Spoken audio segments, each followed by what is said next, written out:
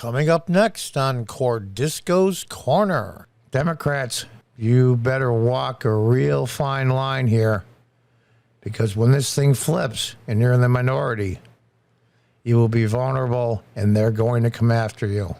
And I'm glad that they are.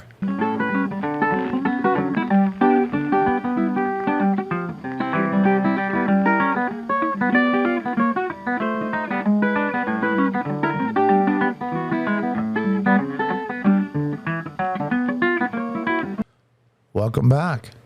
From the Post-Millennial, 11 Oath Keepers indicted for seditious conspiracy during January 6th riot. This is the first time this type of charge has been brought against any of the January 6th defendants. First of all, I'd like to say I hope there's a website set up for fundraising. None of the main ones will do it because, of course, these people are very far right. But I hope there's one somewhere and people give generously. They're going to need the money to defend themselves. That being said, this is extremely dangerous. Extremely dangerous. And I'll tell you why. There's been a lot of rhetoric on both sides. Now, I will say the Oath Keepers are pretty far right. I'm not going to lie. Doesn't mean they're evil or bad. They're just very far right. And the worm's going to turn here. Going to turn very shortly. And hopefully, if and when the Republicans take over the House, they're going to have their own hearings. And they're going to go through elected officials. Now, there's a big battle going on where the Democrats are trying to disqualify over 100 Republicans from running for re-election because they voted against these certification electoral votes, which is their right under the law. You may not like their decision, but they have that right. Now, that being said, I think it will be settled in court. And most of them, if not all of them, will be able to run again. That being said, when they take over next year, now comes revenge is a dish best served cold. I'm telling you, this is going to be unbelievable. And I hope and I pray that when the Republicans do take over, that they go after everybody that said more incendiary things than these guys did. They go after all the crooks, all the people that said, go after them. Maxine Waters that called for violence, and on and on and on.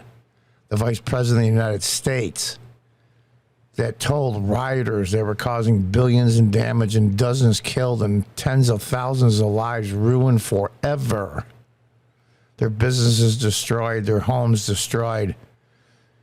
One guy had, what did he have, 100 cars in a lot? All burned right down to the frame. Lives destroyed.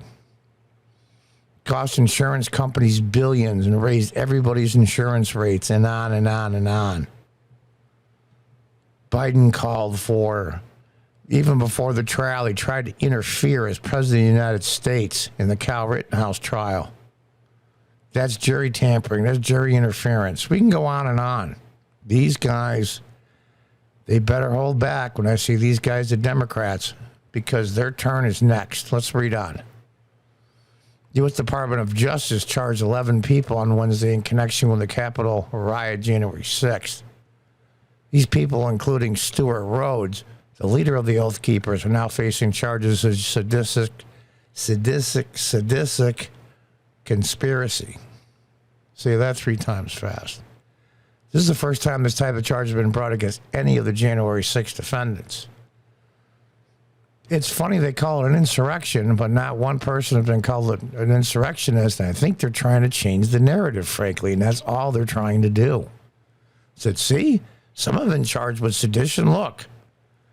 The incident was handed down by a grand jury on Wednesday with the details being released to the public on Thursday. The indictment alleges that Rhodes and others conspired to oppose the lawful transfer of presidential power by force by preventing, hindering, or delaying by force execution of laws governing the transfer of power. I find that interesting because every Republican that has won the presidential race going back through Ronald Reagan, the Democrats always voted against and tried to hinder that electoral process. But I digress. According to CNN, the days and weeks immediately following the November 2020 election, Rhodes sent messages and signals saying things that include, oh, I thought they did all this on parlors while they threw him off. These guys suck. We are going through this without civil war. Too late for that. Prepare your mind, body, and spirit. There is no standard political or legal way out of this. There's people on CNN and MSNBC that think exactly the same thing. The court document also alleges that Thomas Caldwell, oath keeper, claimed to have undertaken a reconnaissance trip before January 6th. Furthermore, it alleges that the defendants had made a cache of weapons in a nearby Virginia hotel. On the actual day, January 6th, Rhodes fired out a message on Signal saying, all I see Trump doing is complaining. I see no intent by him to do anything.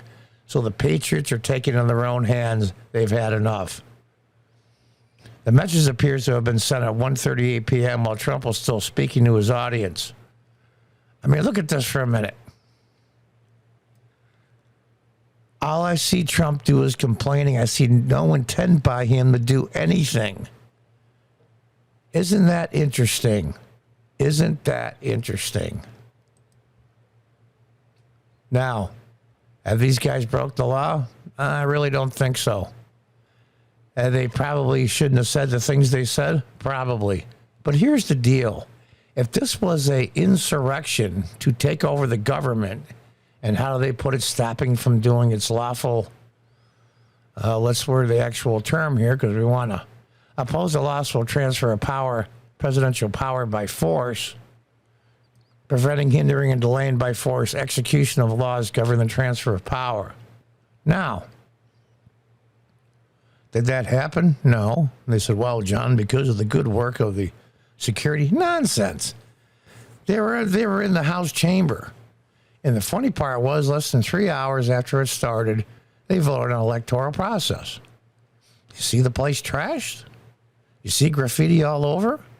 You see all the statues in the rotunda smashed? Nope. Yes, they busted a few windows. And it's conjecture about who started that even.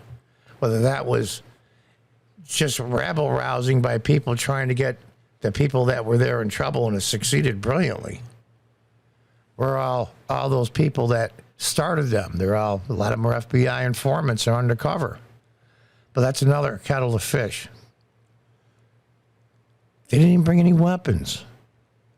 I think the worst that somebody brought, to my knowledge, was a crowbar, and nobody can really confirm that. And yet one person was shot by Capitol Security Police and died. A Trump supporter that was a Air Force veteran. It's amazing to me. This insurrection, seditious behavior, and they brought no weapons. Cache of weapons in Virginia. Well, where were they? If they supposedly, if we'll say they exist, well, they stayed in Virginia in the hotel room. They didn't bring them. And if they brought them, they sure as hell didn't bring them out where people could see them and use them. They used none of the above. The worst insurrection in human history. Democrats are doubling down, and this time I think they're going to come up empty. They're going to come up empty. How does that Aztec saying go? When the gods want to punish us, they answer our prayers. Democrats, you better walk a real fine line here, because when this thing flips and you're in the minority, you will be vulnerable and they're going to come after you. And I'm glad that they are. Until next time, goodbye and good luck.